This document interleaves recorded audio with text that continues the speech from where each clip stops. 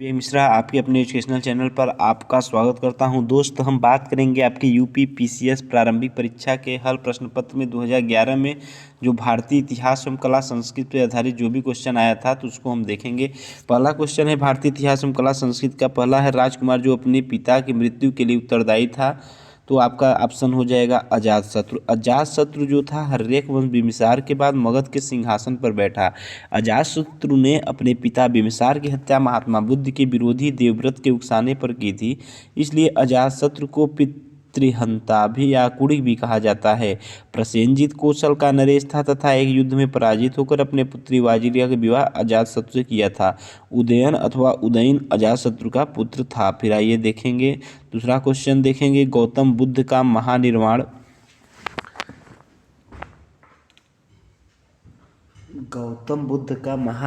जिस राज्य में हुआ था वह कौन सा है? अंग है, मगध है, मल्ल है कि वत्स है?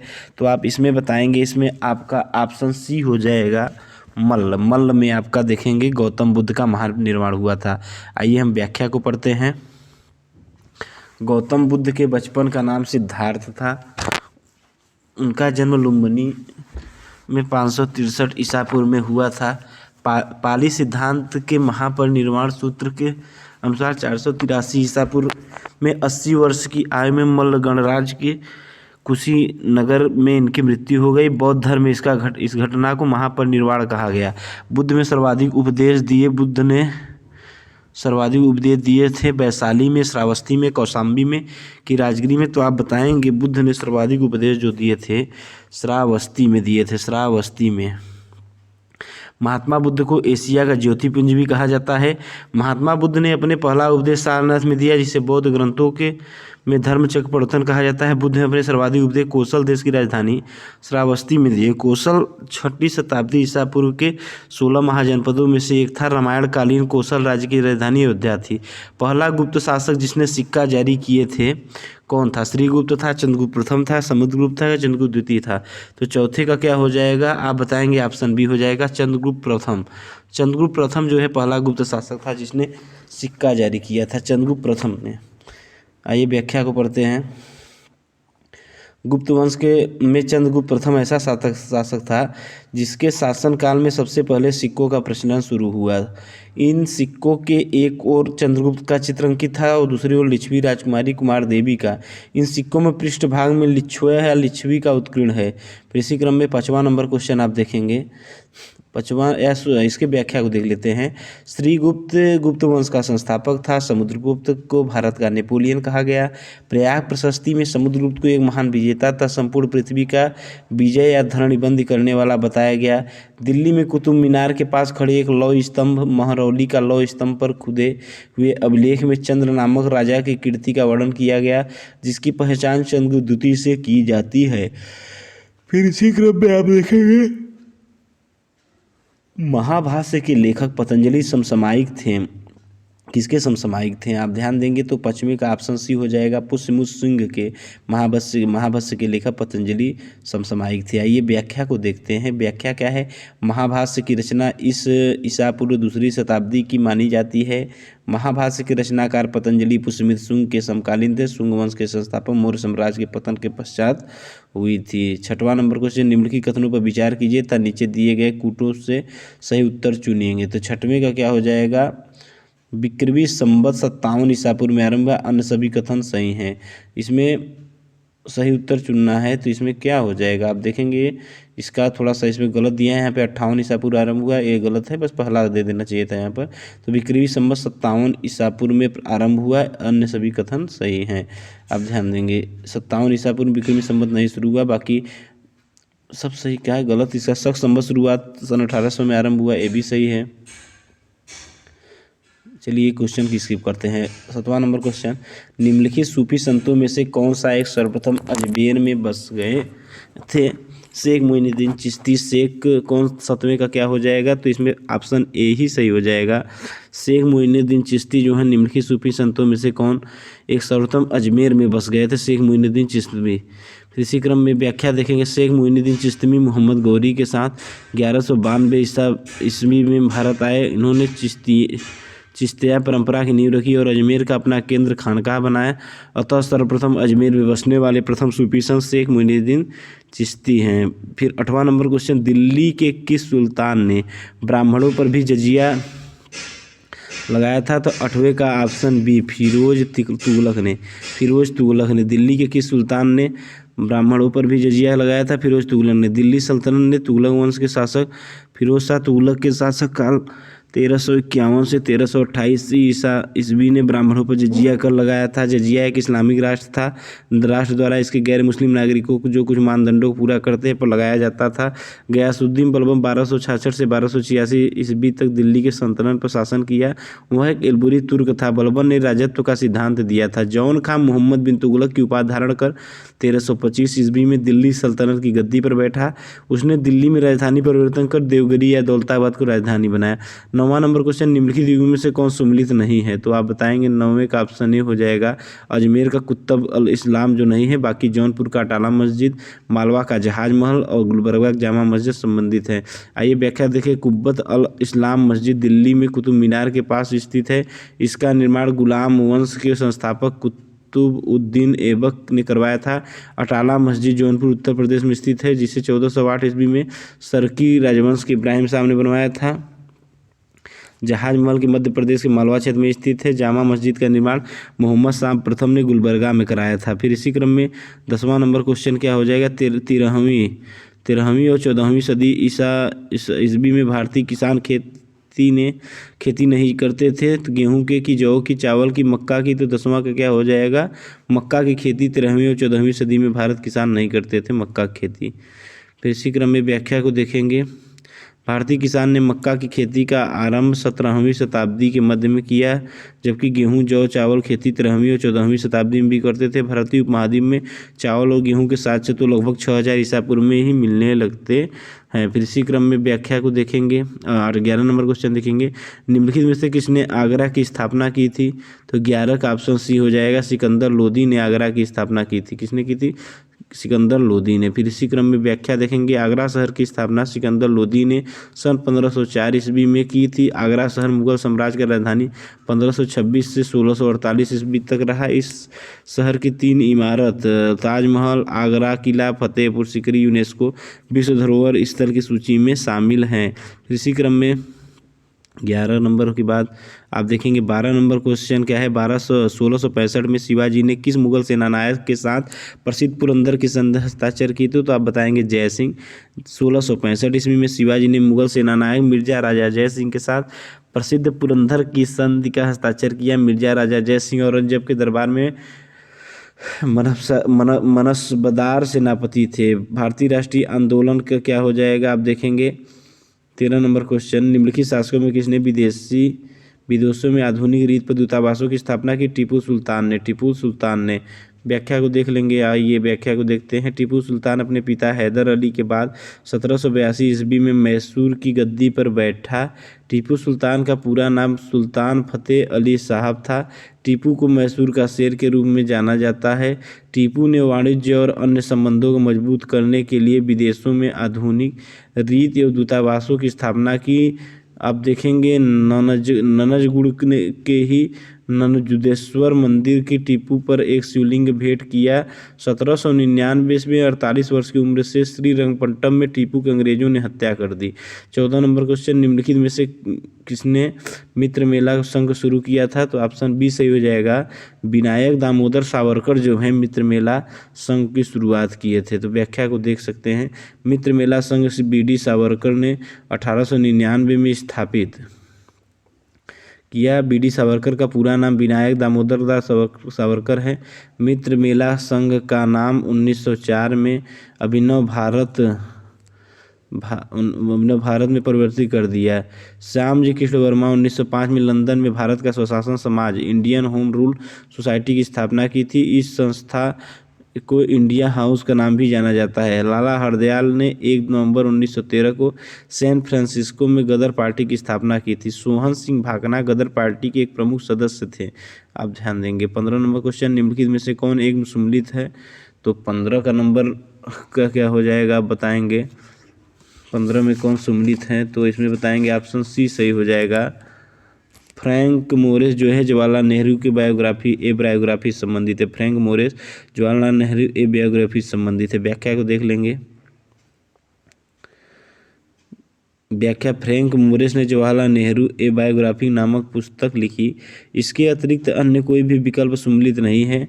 मौलाना अबुल कलाम की रचना India wins freedom, Rajendra Prasad की रचना इंडिया डिवाइडेड, लुई पिस्चर की रचना the life of Mahatma Gandhi तथा दुर्गा दास की रचना India from Curzon to Nehru and after है। फिर इसी क्रम में 16 नंबर क्वेश्चन, निम्नलिखित में से किसने 1920 में नागपुर के भारतीय राष्ट्रीय कांग्रेस के अधिवेशन में असहयोग के प्रस्ताव को प्रस्तावित किया था? तो 16 का ऑप्शन ए हो जाएगा, CR दास ने 1920 में नागपुर के भारतीय राष्ट्रीय कांग्रेस के अधिवेशन में असहयोग को प्रस्तावित किया था। CR दास ने सन 1920 में कलकत्ता के कांग्रेस अधिवेशन में गांधी जी ने पंजाब में किए गए अत्याचार के विरोध सरकार के साथ असहयोग का प्रस्ताव रखा, परंतु CR दास चित्तरंजन दास ने इस प्रस्ताव का विरोध किया। बाद में दिसंबर 1920 के नागपुर में के भारतीय राष्ट्रीय कांग्रेस अधिवेशन में CR दास ने असहयोग के प्रस्ताव को प्रस्तावित किया। 17 नंबर क्वेश्चन, मैं एक समाजवादी हूँ और गणतंत्रवादी हूँ और मुझे राजाओं और राजकुमारों में विश्वास नहीं है। वक्तव्य संबंधित है जवाहरलाल नेहरू से। व्याख्या क्या है, जवाहरलाल नेहरू ने अपनी सोच के बारे में स्पष्ट रूप से कहा, मैं एक समाजवादी और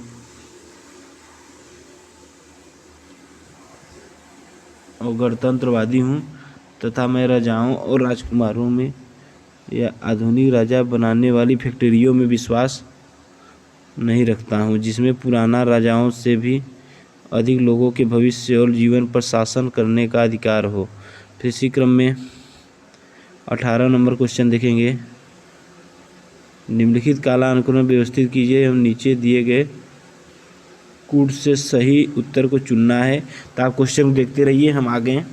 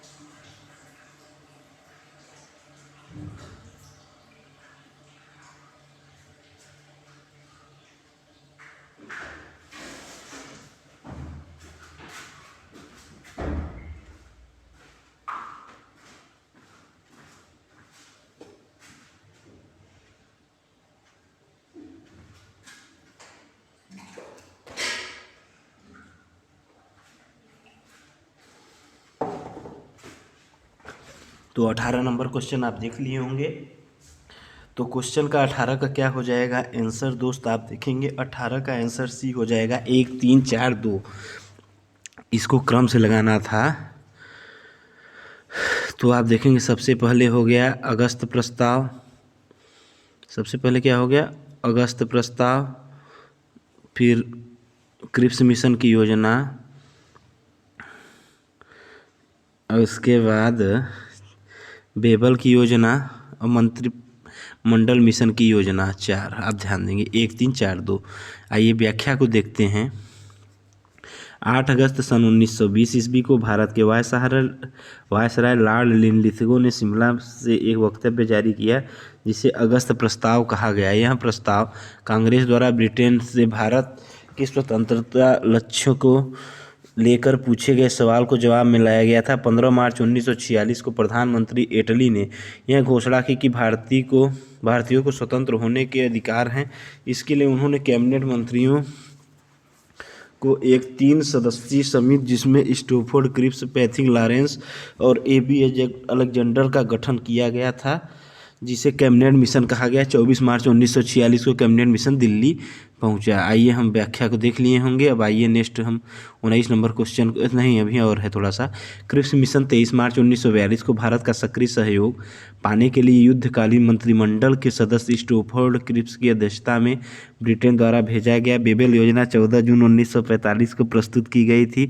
यह योजना लॉर्ड बेबल द्वारा भारत की वैधानिक समस्या के समाधान के लिए शिमला सम्मेलन में जो योजना प्रस्तुत की उसे ही बेबल योजना के नाम से जाना जाता है।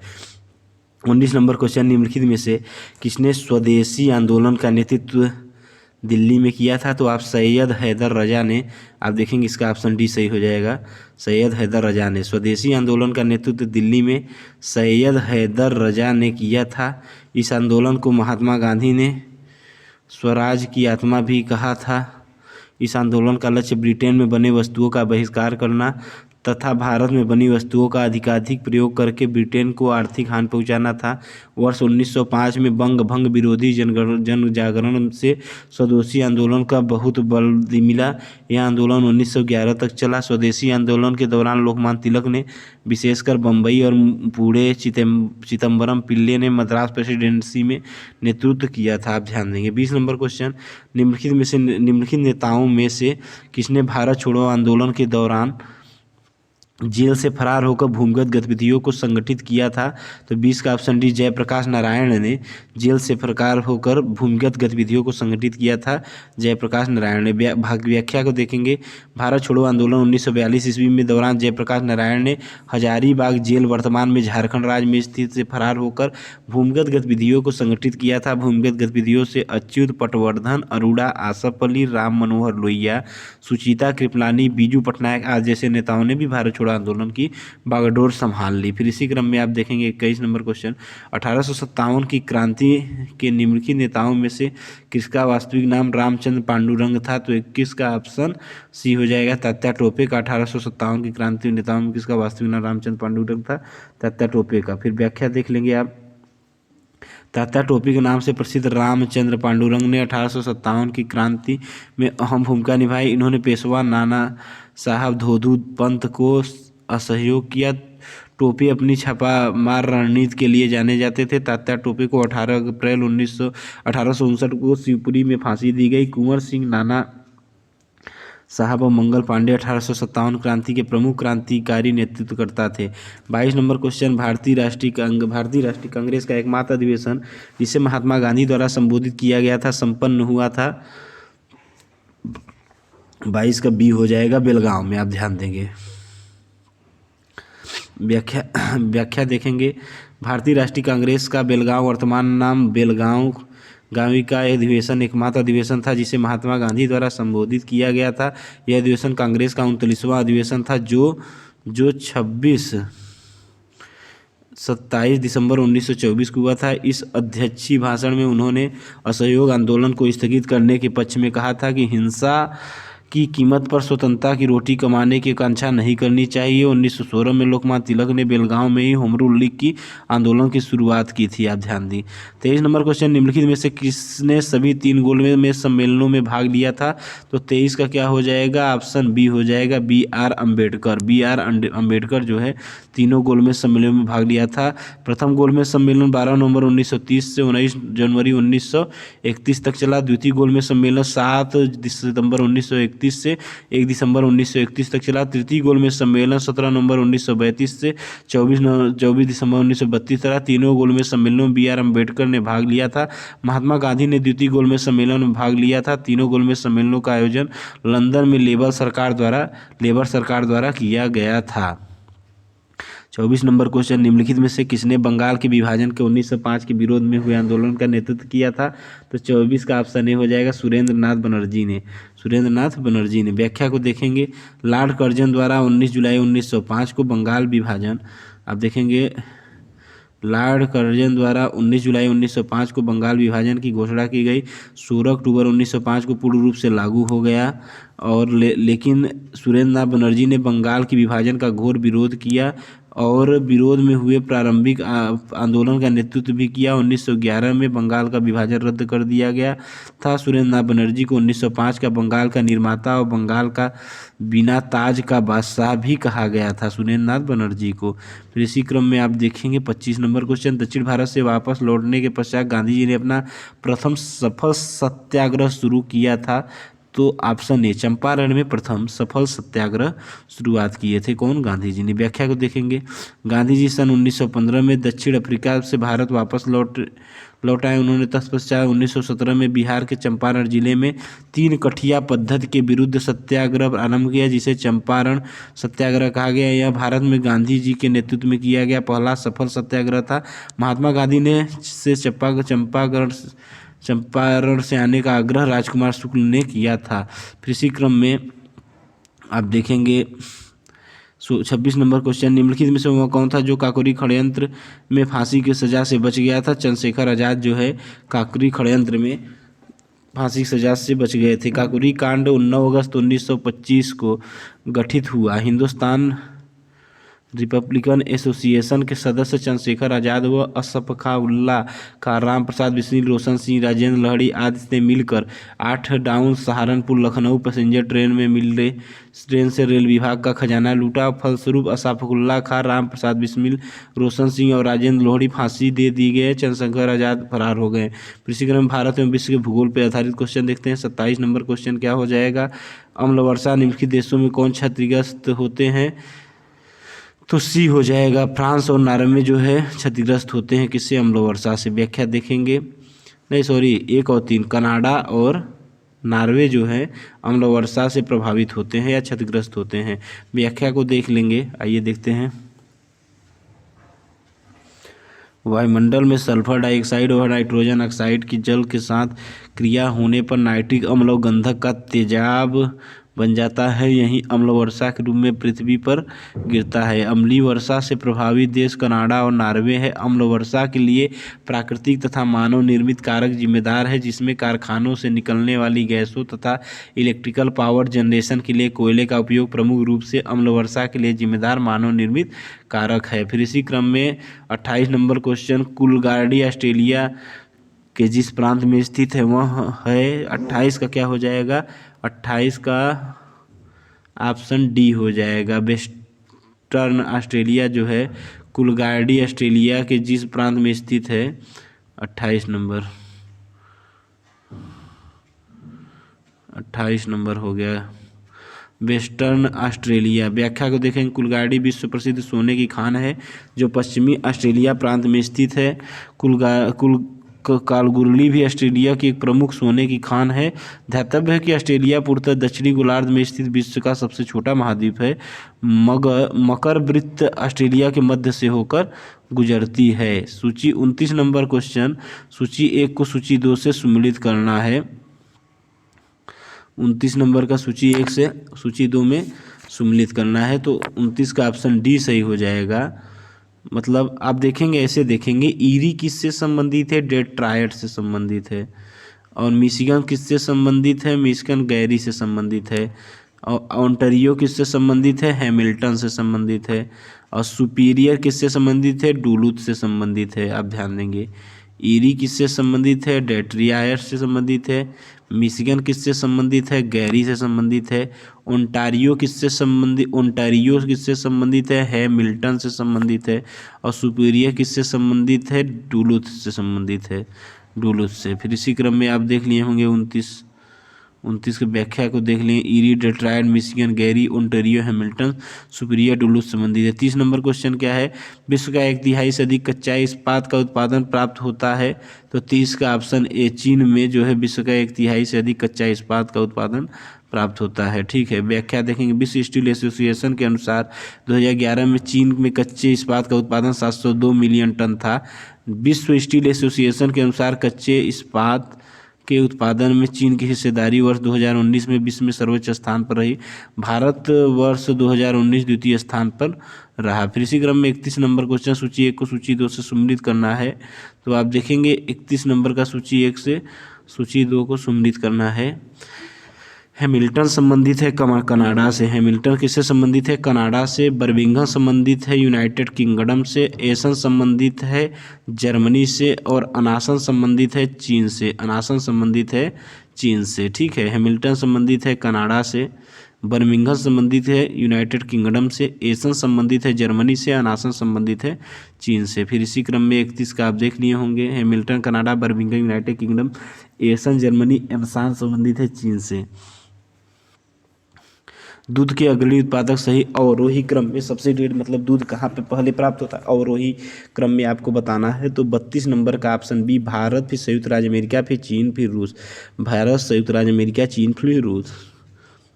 व्याख्या को देखेंगे, दिए गए विकल्प में बी सही है। भारत, संयुक्त राज्य अमेरिका, चीन, फिर पाकिस्तान, ब्राज़ील, जर्मनी, रूसी संघ। फिर सन सिटी अवस्थित है दक्षिण अफ्रीका में। सन सिटी अवस्थित है।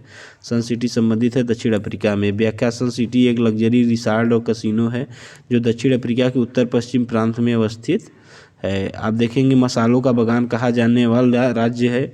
क्या है मसालों का बागान कहा जाने वाला राज्य? तो 34 का क्या हो जाएगा? ऑप्शन बी केरल जो है मसालों का बागान कहा जाने वाला राज्य है केरल। व्याख्या के देखेंगे, केरल को भारत का मसालों का बागान कहा जाता है क्योंकि केरल में मसालों की विविधता पाई जाती है। फिर इसी क्रम में 35 नंबर क्वेश्चन, निम्नलिखित नगरों में से कौन राष्ट्रीय राजधानी प्रदेश में अवस्थित है? तो 35 का क्या हो जाएगा? ऑप्शन डी हो जाएगा 2, 3, 4। 2, 3, 4 अर्थात खुर्जा, करनाल, रोहतक। खुर्जा, करनाल तथा रोहतक। 2, 3, 4 आप ध्यान देंगे। फिर इसी क्रम में व्याख्या देखेंगे, हरियाणा राष्ट्रीय राजधानी क्षेत्र हरियाणा फरीदाबाद, गुड़गांव, गुरुग्राम, मेवात, रोहतक, सोनीपत, रेवाड़ी, झज्जर, पानीपत, पलवल, भिवानी, चरखी, दादरी, महेंद्रगढ़, जिंद और करनाल। फिर इसी क्रम में आप देखेंगे उत्तर प्रदेश मेरठ, गाजियाबाद, गौतम बुद्ध नगर, बुलंदशहर, बागपत, हापुड़, शामली, मुजफ्फरनगर। राजस्थान अलवर और भरतपुर संबंधित है। खुर्जा बुलंदशहर जिले का एक शहर है, इसके लिए विकल्प डी सही है। अम्बाला राष्ट्रीय राजधानी क्षेत्र का भाग नहीं है। आप ध्यान देंगे, भारत में कोयला 2008 से 9 के दो सबसे बड़े उत्पादक हैं। 36 का क्या हो जाएगा? 36 का ऑप्शन सी छत्तीसगढ़ और झारखंड जो है भारत में कोयला 2008 से 9 के दो सबसे बड़े उत्पादक हैं। फिर व्याख्या देखेंगे, भारत में कोयला प्रमुख ऊर्जा स्रोत है। भारत अपनी व्यावसायिक ऊर्जा का 67% हिस्सा कोयले से ही प्राप्त करता है। छत्तीसगढ़ और झारखंड भारत में सबसे ज़्यादा कोयला उत्पादन करने वाले राज्यों से हैं। आप ध्यान देंगे छत्तीसगढ़ और झारखंड। पेरियार गेम अभ्यारण्य प्रसिद्ध है। 37 का क्या हो जाता है? जंगली हाथियों के लिए। जंगली हाथियों के लिए पेरियार गेम अभ्यारण्य प्रसिद्ध है। पेरियार गेम अभ्यारण्य संबंधित है जंगली हाथियों के लिए। व्याख्या देखेंगे, पेरियार गेम अभ्यारण्य दक्षिण अफ्रीका भारत के राज्य केरल में अवस्थित है। इसका नाम पेरियार नदी केरल के नाम पर रखा गया है। यह जंगली हाथियों के लिए प्रसिद्ध है। आप देखेंगे 38 नंबर क्वेश्चन, निम्नलिखित में से कौन महाराष्ट्र में नहीं स्थित है? तो 38 का क्या हो जाएगा? ऑप्शन सी मांडव पहाड़ी जो है महाराष्ट्र में नहीं अवस्थित है। आप ध्यान दीजिए, मांडव पहाड़ियाँ। बालघाट पर्वत श्रेणी, हरिश्चंद्र पर्वत श्रेणी और समताल सतमाला पहाड़ियाँ महाराष्ट्र में स्थित, जबकि मांडव पहाड़ियाँ गुजरात में स्थित है। 39 नंबर क्वेश्चन, निम्नलिखित में से कौन सा युग्म सम्मिलित नहीं है? तो नागपट्टिनम आंध्र प्रदेश से संबंधित नहीं है। आप ध्यान देंगे। व्याख्या देखेंगे, कोयली गुजरात, नागपट्टिनम तमिलनाडु, नुमालीगढ़ जो है असम, मनाली तमिलनाडु, तातीपाका आंध्र प्रदेश से सभी भारत के तेल रिफाइनरी हैं। आप ध्यान देंगे 40 नंबर क्वेश्चन, निम्नलिखित में से कौन गुजरात का बंदरगाह कस्बा नहीं है? तो 40 का क्या हो जाएगा? ऑप्शन ए जामनगर जो है जामनगर कौन गुजरात का बंदरगाह कस्बा नहीं है? जामनगर। आप ध्यान देंगे 40 का क्या हो जाएगा? जामनगर गुजरात के सौराष्ट्र क्षेत्र में स्थित एक शहर है।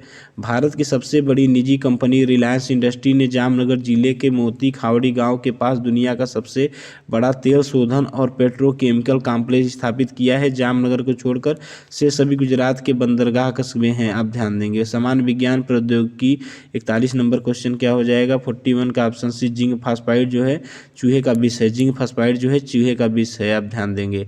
व्याख्या देखेंगे, जिंक फास्फाइड ZN3P2 को एक अकार्बनिक रसायन यौगिक है, चूहे के लिए भी इसका काम करता है। सिल्वर आयोडाइड AgI का उपयोग कृत्रिम वर्षा के लिए किया जाता है। सिल्वर क्लोराइड AgCl को हार्न सिल्वर भी कहा जाता है। सिल्वर क्लोराइड का प्रयोग फोटोक्रोमैटिक कांच बनाने के लिए किया जाता है। जिंक सल्फाइड ZnS का उपयोग वार्नर के रूप में किया जाता है। जिंक ऑक्साइड को फिलास्पर ऊन कहते हैं, आप ध्यान देंगे। फिर इसी क्रम में 42 नंबर क्वेश्चन, निम्नलिखित गैसों में से कौन प्रकाश संश्लेषण प्रक्रिया के लिए आवश्यक है? तो 42 का क्या हो जाएगा? Option B CO2, carbon dioxide जो है प्रकाश संश्लेषण प्रक्रिया के लिए आवश्यक है। प्रकाश संश्लेषण की क्रिया के लिए कार्बन डाइऑक्साइड CO2 आवश्यक है। 6CO2 + 6H2O, सूर्य का प्रकाश, क्लोरोफिल, C6H12O6 और 6O2। आप ध्यान देंगे, कार्बन, जल, ग्लूकोज और ऑक्सीजन। आप देखेंगे सूची 1 को सूची 2 से मिलाना है तो 43 का क्या हो जाएगा? 43 का ऑप्शन डी हो जाएगा। मतलब आप देखेंगे मार्फिन संबंधित है एनाल्जेसिक से, मार्फिन संबंधित है एनाल्जेसिक से। सोडियम संबंधित है केरोसिन तेल से, केरोसिन तेल से सोडियम संबंधित है। बोरिक अम्ल संबंधित है एंटीसेप्टिक से, एंटीसेप्टिक से। और जर्मन सिल्वर संबंधित है मिश्र धातु से। आप ध्यान देंगे मर्फिन संबंधित है एनाल्जेसिक से और सोडियम संबंधित है केरोसिन तेल से। बोरिक अम्ल संबंधित है एंटीसेप्टिक से और जर्मन सिल्वर संबंधित है मिश्र धातु से। फिर इसी क्रम में 44 नंबर क्वेश्चन क्या हो जाएगा? निम्नलिखित में से कौन सा स्कर्वी रोग के इलाज में उपयोग में आता है? तो आप ध्यान देंगे 44 का ऑप्शन सी, आंवला जो है स्कर्वी रोग के इलाज में आता है, उपयोगी होता है। आप ध्यान देंगे आंवला में विटामिन सी की प्रचुर मात्रा में पाया जाता है, इस कारण स्कर्वी रोग के इलाज में आंवला उपयोगी सिद्ध होता है। विटामिन सी के अन्य स्रोत नींबू वंश के खट्टे फल, टमाटर, पपीता, आलू, अमरूद आदि हैं। आप ध्यान देंगे प्रक्षेपणास्त्र अस्त्र है, प्रक्षेपणास्त्र अस्त्र है।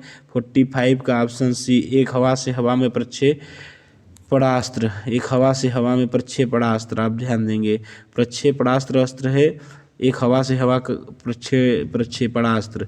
व्याख्या देखेंगे, अस्त्र दृश्य सीमा से परे हवा से हवा में मार करने वाला प्रक्षेपणास्त्र है, जिसे भारत के रक्षा अनुसंधान और विकास संगठन DRDO के विकसित किया है। इसकी मारक क्षमता 100 किलोमीटर से अधिक है, जिसमें ठोस ईंधन प्रणोदक का इस्तेमाल किया जाता है। फिर 46 नंबर क्वेश्चन क्या हो जाएगा? गोल्डन धान में सर्वाधिक मात्रा होती है विटामिन ए की। गोल्डन धान में सर्वाधिक मात्रा होती है विटामिन ए की। गोल्डन धान में सर्वाधिक मात्रा में विटामिन ए पाया जाता है।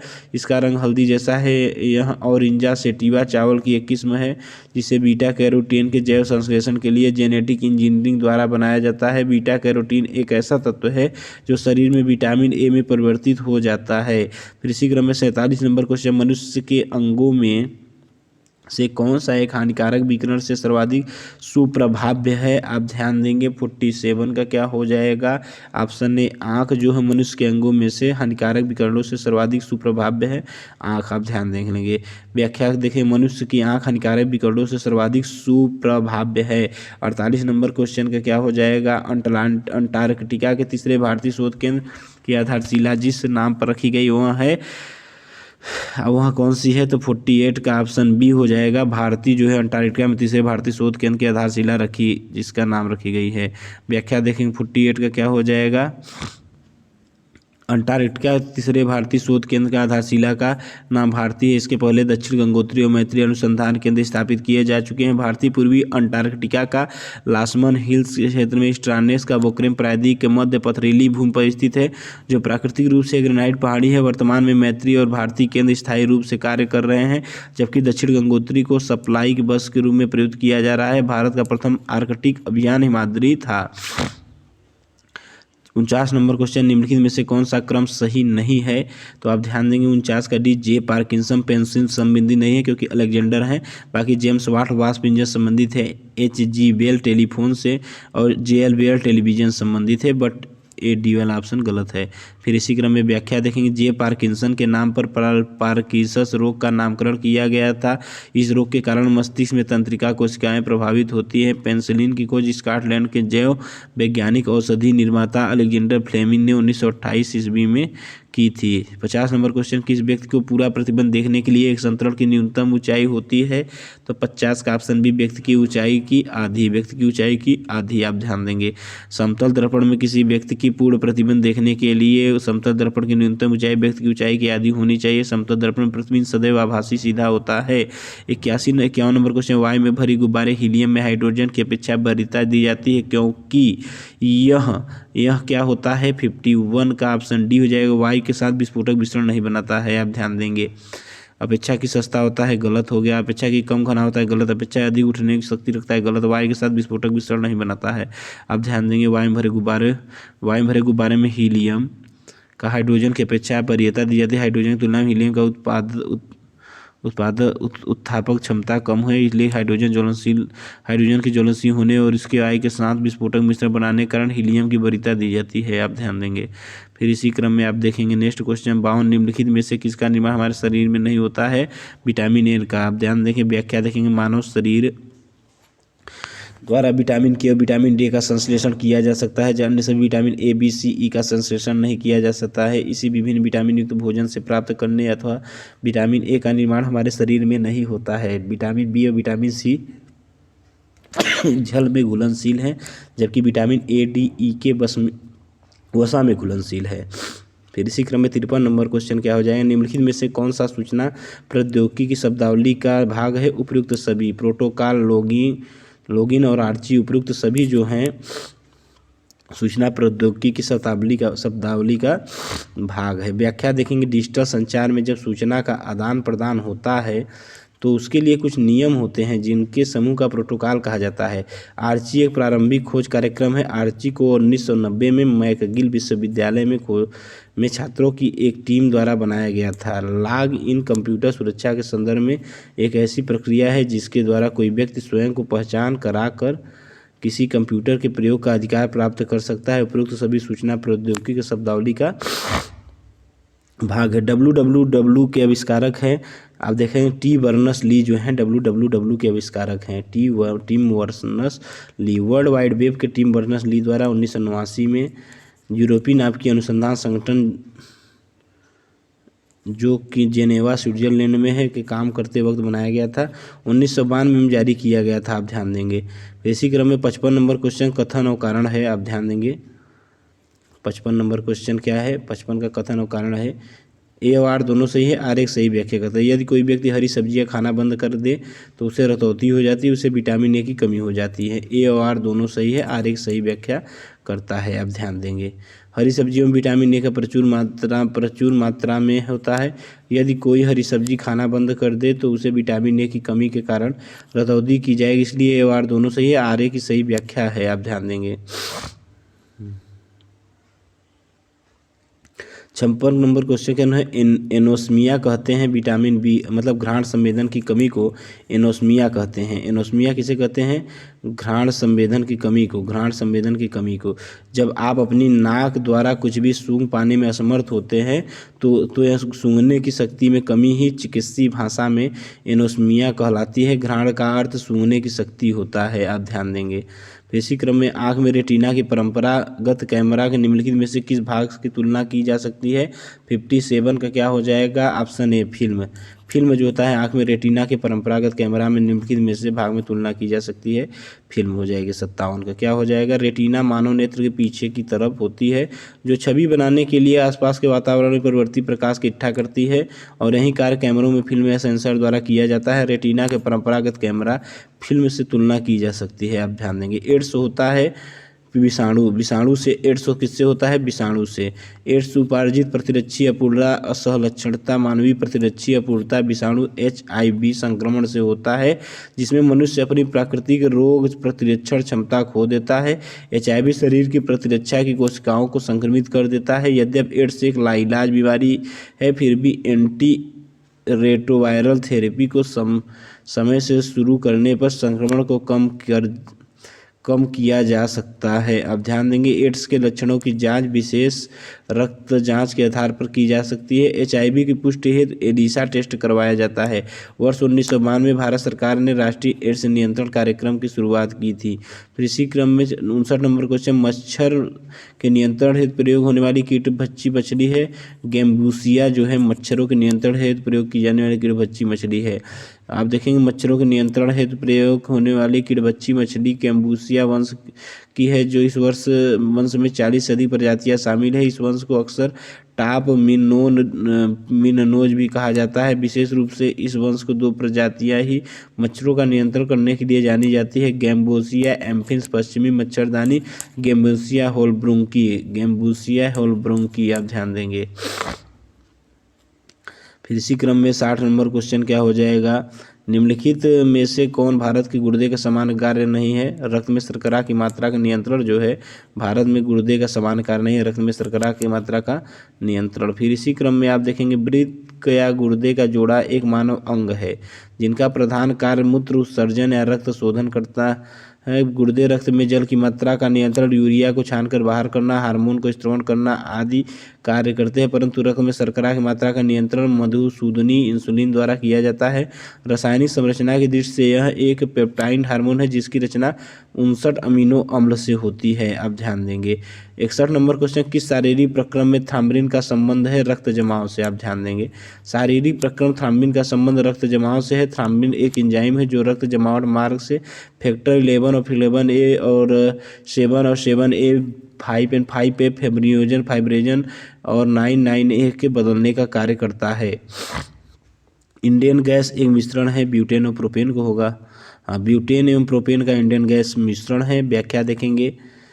इंडियन एक तरलीकृत पेट्रोलियम गैस है जो भारत में इंडियन ऑयल कॉरपोरेशन के स्वामित्व में है, जिन्हें इंडियन कार्बनिक गैस, हाइड्रोकार्बन गैस, ब्यूटेन और प्रोपेन का मिश्रण है। इसका उपयोग खाना बनाने तथा वाहनों में ईंधन के रूप में किया जाता है। आप ध्यान देंगे। एलपीजी सिलेंडर का रिसाव होने से एथिल मरकैप्टन के कारण गंध आती है। बीएमडी परीक्षण किया जाता है पहचान करने के लिए ऑस्टियोपोरोसिस की।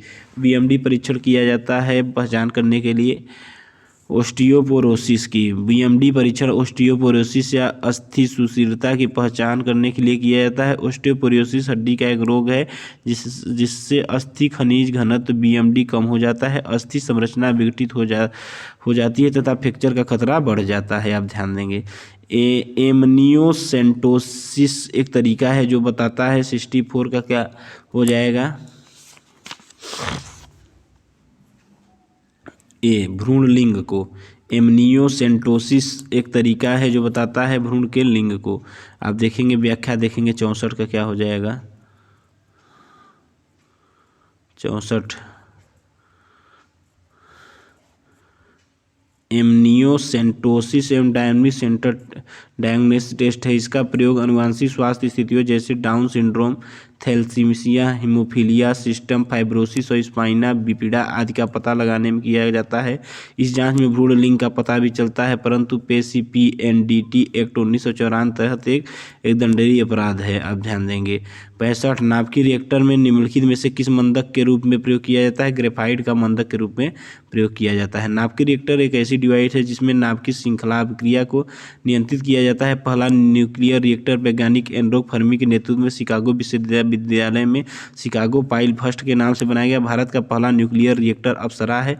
न्यूक्लियर रिएक्टर में न्यूट्रॉन का वेग कम करने के लिए मंदक का उपयोग किया जाता है, जैसे भारी जल द्रवित सोडियम ग्रेफाइड आदि। आप ध्यान देंगे। 66 नंबर क्वेश्चन, ब्लैक होल के सिद्धांत का प्रतिपादन किया था चंद्रशेखर ने ब्लैक होल के सिद्धांत का प्रतिपादन किया था। ये व्याख्या को देखते हैं। ब्लैक होल या कृष्ण वीवर का सिद्धांत चंद्रशेखर ने प्रतिपादित किया था। ब्लैक होल्स अंतरिक्ष में उपस्थित ऐसे छिद्र हैं जहां गुरुत्व बल इतना अधिक होता है कि यहां से प्रकाश का परागमन नहीं होता। चूंकि इनमें प्रकाश बाहर नहीं निकल सकता, अतः हमें ब्लैक होल दिखाई नहीं देता, वे अदृश्य होते हैं। अप्रैल 2019 में इवेंट होराइजन टेलीस्कोप द्वारा ब्लैक होल की पहली तस्वीर ली गई थी। वाहनों में पृष्ठ दृष्टि दर्पण के रूप में किस दर्पण का प्रयोग लाया जाता है, तो ऑप्शन बी उत्तल दर्पण का। वाहनों में पृष्ठ दृष्टि दर्पण के रूप में किस दर्पण का प्रयोग किया जाता है, उत्तल दर्पण का। वाहनों में पृष्ठ दृष्टि दर्पण के रूप में उत्तल दर्पण का प्रयोग किया जाता है। उत्तल दर्पण बड़े क्षेत्र की एक छोटे स्थान में एकीकृत करके दिखाया जाता है। वह गोली दर्पण जिसका परावर्तक पृष्ठ बाहर की ओर वक्रित है उत्तल दर्पण कहलाता है। उत्तल दर्पण की प्रतिबिंब का प्रकृति हमेशा आभासी और सीधा होता है। आप ध्यान देंगे। फिर इसी क्रम में 68 नंबर क्वेश्चन देखेंगे। प्रशीतन खाद्य परिरक्षण में मदद करता है किसमें। आप ध्यान देंगे। 68 का क्या हो जाएगा, ऑप्शन बी जैव रासायनिक अभिक्रियाओं की दर को कम करता है। आप ध्यान देंगे। प्रशीतन खाद्य परीक्षण में मदद करता है, जैव रासायनिक अभिक्रियाओं की दर को कम करता है। फिर 69 नंबर क्वेश्चन देखेंगे।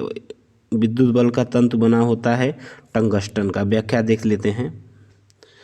विद्युत बल्बों में उपयोग होने वाला तंतु टंगस्टन में इसलिए बना होता है क्योंकि टंगस्टन का गलनांक 3380 सेंटीग्रेड होता है, अतः तंतु के अत्यधिक गर्म होने पर बल्ब फ्यूज नहीं होता है। विद्युत बल्ब का आविष्कार थॉमसन एल्वा एडिसन ने 1878 में किया था, आप ध्यान देंगे।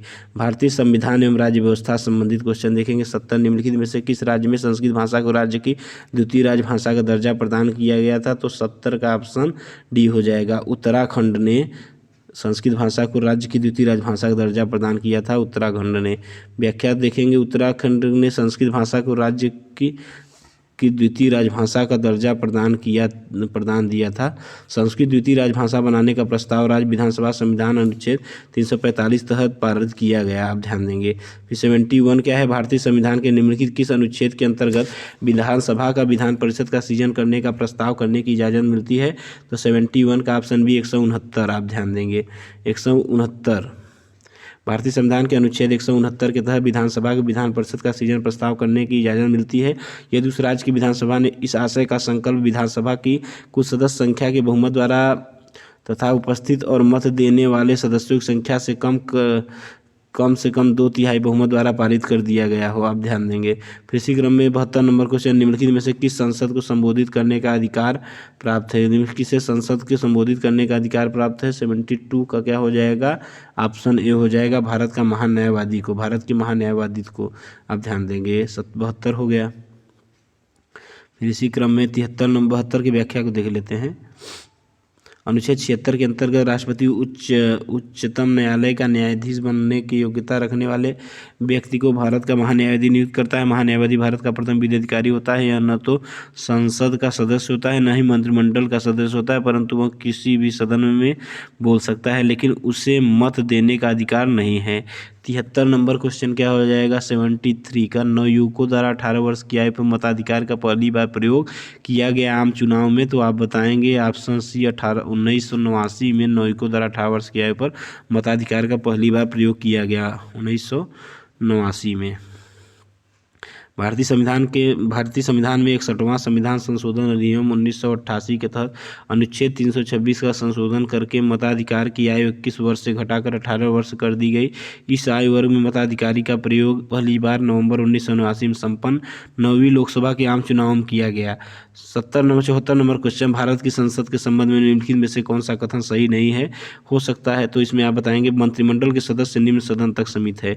व्याख्या देखेंगे। मंत्रिमंडल में लोकसभा निम्न सदन, राज्यसभा उच्च सदन के सदस्य शामिल हो सकते हैं। यदि कोई व्यक्ति इन दोनों सदनों का सदस्य नहीं है फिर भी वह मंत्रिमंडल का सदस्य हो सकता है, बशर्ते उसे मंत्रिमंडल के सदस्य पद ग्रहण करने में 6 माह पश्चात दोनों सदनों में किसी एक का सदस्य बनना होगा। ऐसा न करने पर उसकी सदस्यता समाप्त हो जाएगी। व्याख्या देख ली। अब आइए भारतीय अर्थव्यवस्था पर आधारित क्वेश्चन को देखते हैं। मानव कथन और कारण वाला क्वेश्चन है। मानव विकास सूचकांक की दृष्टि से केरल का प्रथम स्थान है और इसकी बेरोजगारी दर देश में उच्चतम है। तो आप देखेंगे इसमें ऑप्शन बी सही है, ए और आर दोनों सही है, आर ए की सही व्याख्या नहीं है, आप ध्यान देंगे। मानव विकास सूचकांक दृष्टि से केरल का प्रथम स्थान है, इसकी बेरोजगारी देश में उच्चतम है। फिर इसी क्रम में आप देखेंगे मानव विकास सूचकांक अनुसार भारत के राज्यों में मानव विकास की दृष्टि से केरल सर्वोच्च स्थान पर है। वर्ष 2011-12 में केरल बेरोजगारी दर 6.1% थी।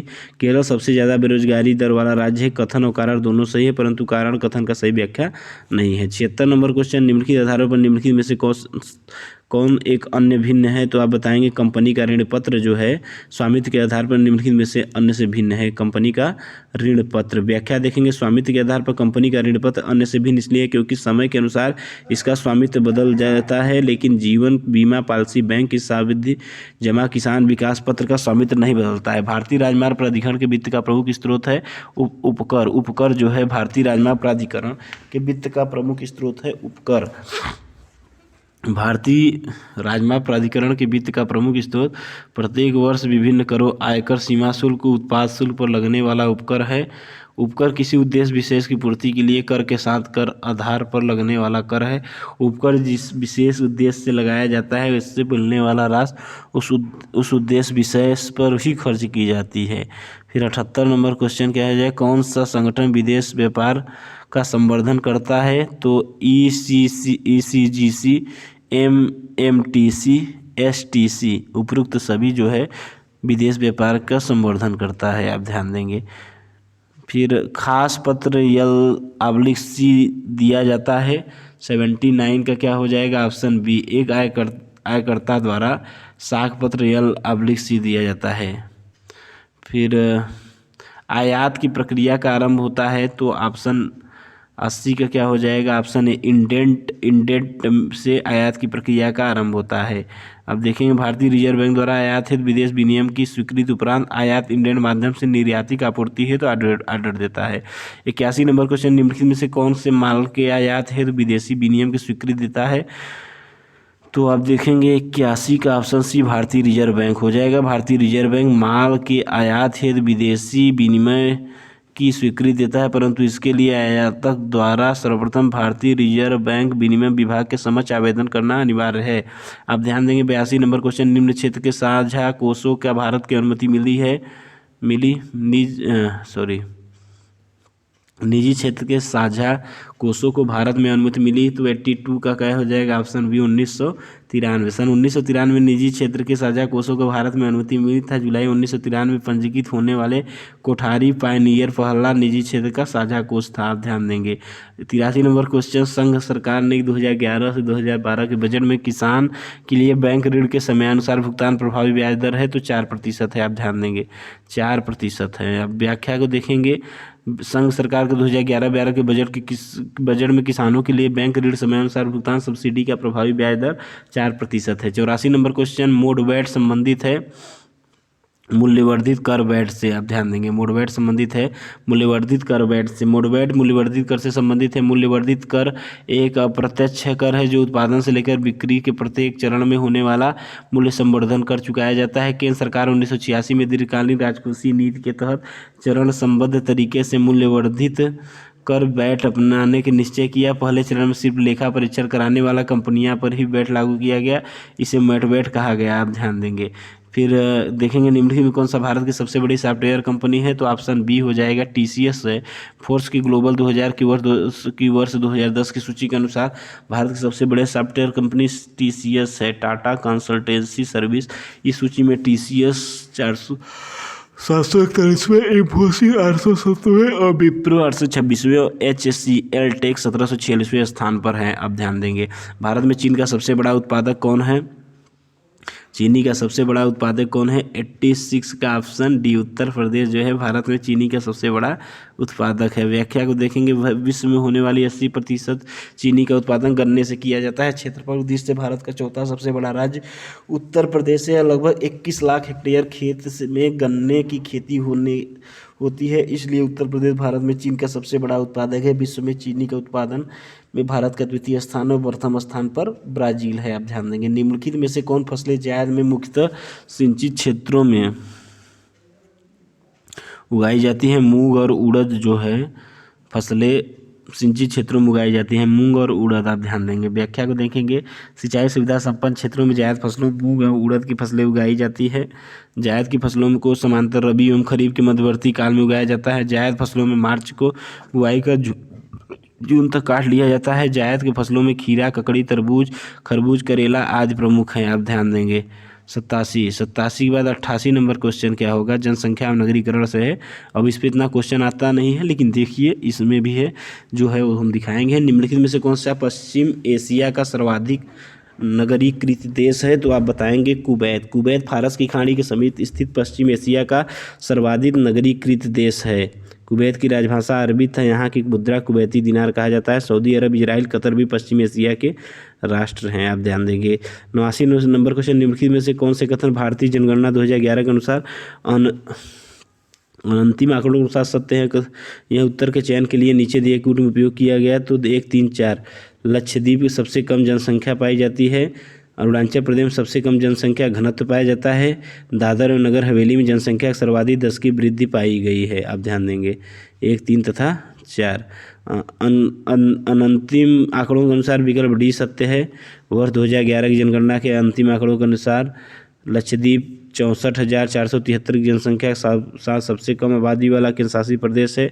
सर्वाधिक जनसंख्या घनत्व की दृष्टि से पहले स्थान पर दिल्ली 11,320 व्यक्ति किलोमीटर था। दूसरे स्थान पर चंडीगढ़ 9,258 व्यक्ति प्रति किलोमीटर है। अरुणाचल प्रदेश में सबसे कम जनसंख्या घनत्व 17 व्यक्ति प्रति किलोमीटर है और सर्वाधिक 10 की वृद्धि दादर और नगर हवेली में पाई गई, जबकि सबसे कम नागालैंड में पाई गई। फिर इसी क्रम में 90 नंबर क्वेश्चन, भारत निम्नलिखित राज्यों उनके वनों के क्षेत्रफल के अवरोही क्रम में व्यवस्थित कीजिए। तो 90 का क्या हो जाएगा, 90 का डी हो जाएगा, आप ध्यान देंगे डी 2143 2143 2143। अरुणाचल प्रदेश, छत्तीसगढ़, उसके बाद उड़ीसा, आप ध्यान देंगे। फिर आंध्र प्रदेश।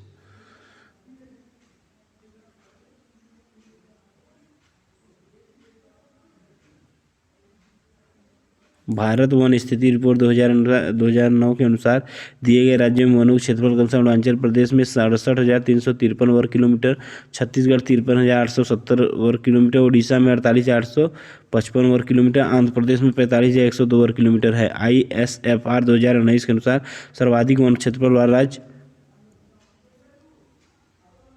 अरुणाचल प्रदेश 66,658 वर्ग किलोमीटर, छत्तीसगढ़ 55,611 वर्ग किलोमीटर, उड़ीसा 51,619 वर्ग किलोमीटर है, आप ध्यान देंगे।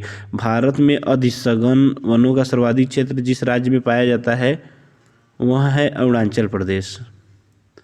भारत वन स्थिति रिपोर्ट 2009 के अनुसार अतिसघन वनों का सर्वाधिक क्षेत्र अरुणाचल प्रदेश 20.858 वर्ग किलोमीटर में है। ISFR 2019 के अनुसार भारत का सर्वाधिक अतिसघन वन क्षेत्रफल वर्ग किलोमीटर वाला राज्य अरुणाचल प्रदेश ही है, आप ध्यान देंगे। 2051 नंबर क्वेश्चन क्या हो जाएगा,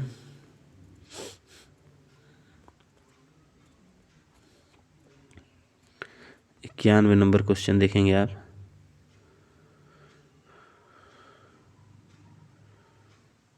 भारत में अतिसघन वनों का सर्वाधिक क्षेत्र जिस राज्य में पाया जाता है वह है अरुणाचल प्रदेश।